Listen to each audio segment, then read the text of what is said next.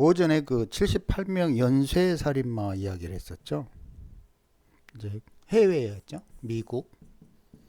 그런데 하나만 더 해봅시다. 이제 정남규는 국내죠.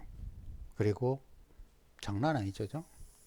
사망 13명, 중상 20명. 근데 특이한 것은 2004년 이게 갑신이죠. 그죠? 그리고 을류, 병술 이렇게 3년 동안 주로 갑신을류에서 이제 했다는 얘기가 되고, 그래서 2006년 4월에 잡혔다. 그런데 혹시나 무슨 사연이 있길래 일어나 싶어서 사조 예문을, 아니 실제 예문 내용을 보니까는 아이고, 어렸을 때 굉장히 왕따를 당했더라고요. 그래서 왕따는 계속 이야기하지만 왕따 이 개념은 고독 이런 거하고는 틀린 거예요. 왜냐하면 고독은 그냥 신금처럼 혼자 세상을 왕따시키는 거야.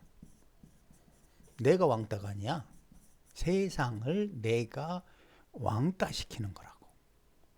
그런데 진짜 왕따는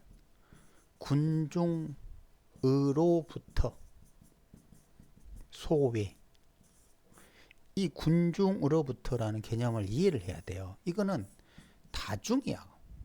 사람이 많은 거야. 많다야, 많다. 많은데 그 많은 사람들 중에서 내가 외톨이가 되는 거라고. 무시당하는 거라고. 그럼 이사주에도 분명히 그런 게 있어야죠. 보니까 병인이 있어. 굉장히 을목도 있어. 이건 생기발랄이죠. 생기발랄. 사람 많은 거. 그런데 왜 사람은 왕따를 당했지? 원국만 보면 연월에 월지 시공을 보면 이 노래 뭐가 필요하다고? 수기요. 그죠? 그런데 이렇게 되면 어떻게 된다? 밖으로 나간다 그랬죠. 그런데 대운이 이런 식으로 좌측으로 흘러주니까 그래도 수기를 보충은 하는데, 문제는 뭐냐면 인유, 이게 뭐라고 그랬죠? 암살, 킬러, 경찰 이런 물상이라고 했죠. 그리고 심장, 스텐트 물상이라고 그랬죠. 그죠? 그러니 여기에는 뭐가 있다? 살기가 있다. 그렇다고 인유만 있으면 살기냐? 이제 구조를 봐야 되겠죠. 근데 이제 인유가 있다 그러면 가능한 이런 식의 뭐 경찰 직업 이런 쪽으로 이제 추천할 만하죠. 그죠?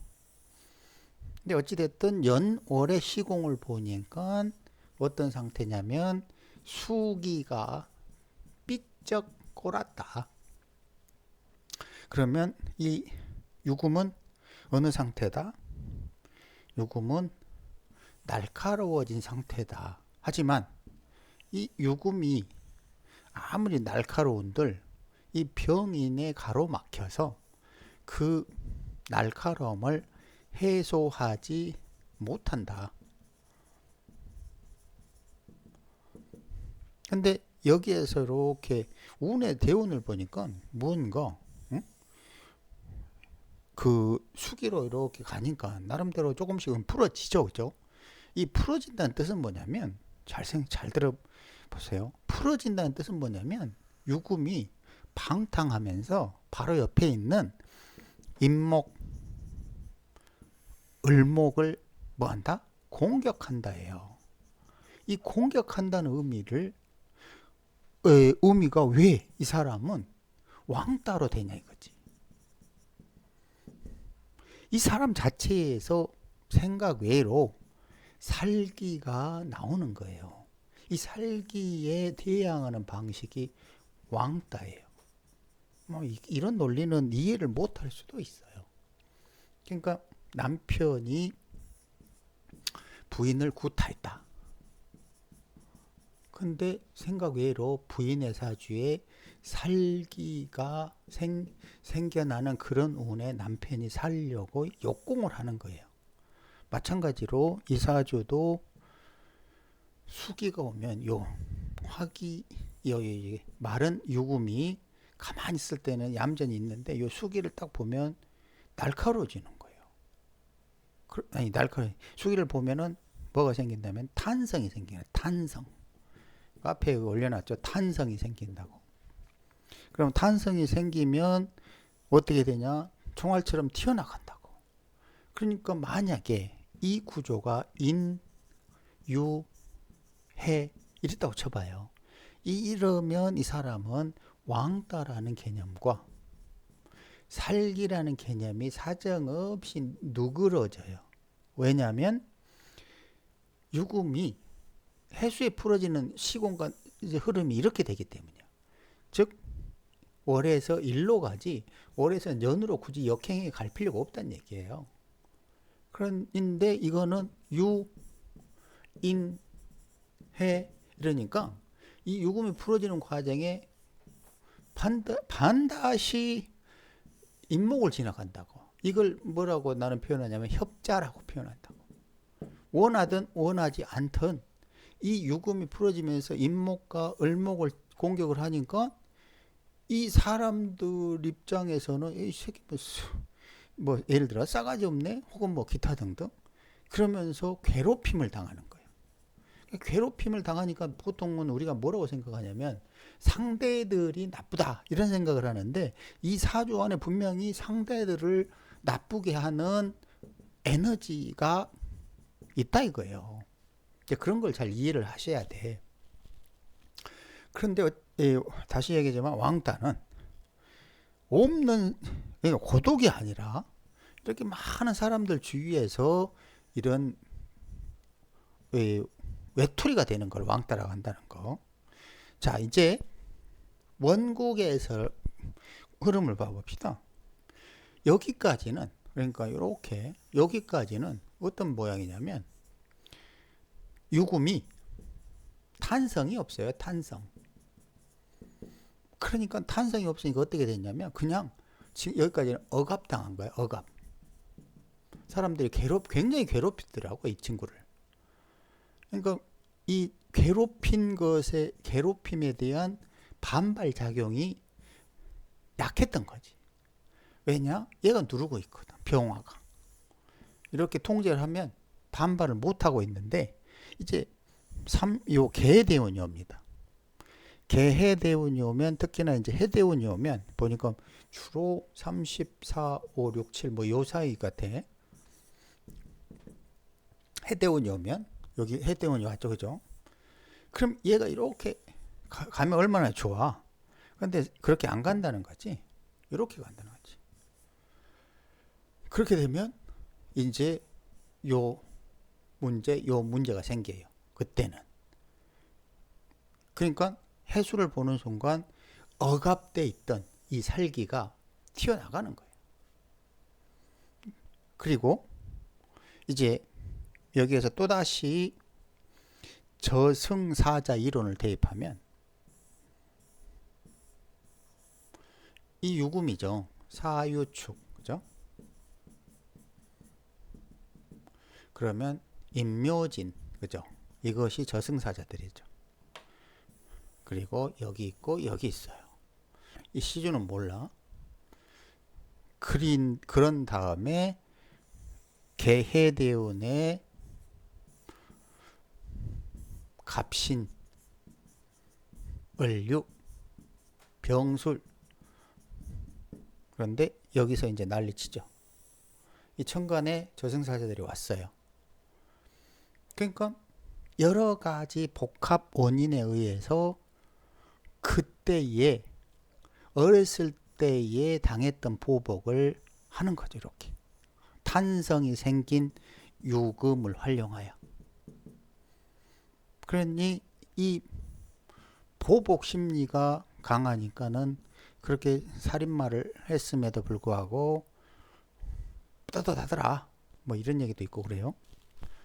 자, 이런 이야기를 왜 이런 식으로 즐겁지도 않은 이야기를 하느냐. 아니, 계속 이야기하지만 이거를 미신이나 무속이나 이런 걸로 치부해서 명리학은 이런 걸 이해할 수 없다라는 십신 생극 정도, 격곡 정도의 유치한 정도 가지고는 안 된다는 거죠. 또 유치하다고 하니까 또 주먹 날라오겠죠, 그죠? 그런데 명리학은 세상 만사에 대해서 나름대로 합리적으로 사건 사고를 설명할 수 있는 개연성을 가진 학문이다. 요걸 증명하고 싶은 거죠. 근데 그 중에서 하나는 저승사자 이론이고 그 근거는 윤회를 시공간의 윤회 순환을 바탕으로 한다. 그 모양은 삼각형 두 개가 원 안에서 계속 뱅그르 회오리 치기 때문에 발생하는 사건 사고다. 자, 이것을 이 하나만 가지고 또 이해하기 힘들면 다른 두 개 유명한 예문을 봐볼게요. 그게 누구냐면 고유정과 유영철이에요. 어떻게 생겼나 한번 간단하게 보고 넘어가죠. 이 사주가 고유정이래요. 술토, 인호술, 그러니까 해자축이 저승사자들이죠. 그리고 이렇게 있습니다. 다 있어요. 얘는 해자축이. 그리고 신유라는 굉장히 강한 살기를 가졌죠. 여기에 뭔가 목기가 전혀 없어요. 그러니까 이제 나름대로 살벌하죠. 살벌 달콤한 애인인가 뭐. 자, 또 유영철을 봐봅시다. 예전에는 뭐 돌던 사주가 이거였어요. 이것도 살벌하죠. 진진의 진유의. 그런데 이영돈 PD가 제시한 명조는 이거랍니다. 근데 보니까 또 술이죠. 여기에 이렇게 있어요. 분명하게 우리가 잘 모르지만 분명하게 이런 특징을 가지고 있다. 근데 물론 그것만 예를 들어서 그런 글자만 있다고 그러냐 절대 아니라는 거 계속 설명하죠.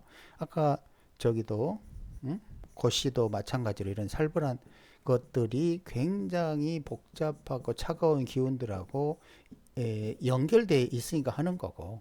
그러니까 뭔가를 단순하게 예를 들어서 간지 하나로 예를 들어 백호처럼 혹은 괴강처럼 백호 괴강처럼 마치 그 두 글자가 8글자를 압도해 버린다는 식의 논리는 뭐다? 황당한 거죠. 황당한. 이 모양 어제 본 그 프레드 머큐리 구조랑 비슷하다는 생각 안 들어요? 뭔가 독특한 그런 게 있지. 우리가 이해하지 못하는 사상 체계가 있는 거예요. 이런 애면 넘치고 넘쳤으니까 앞으로도 기회 될 때마다 또 다시 살펴보기로 하죠.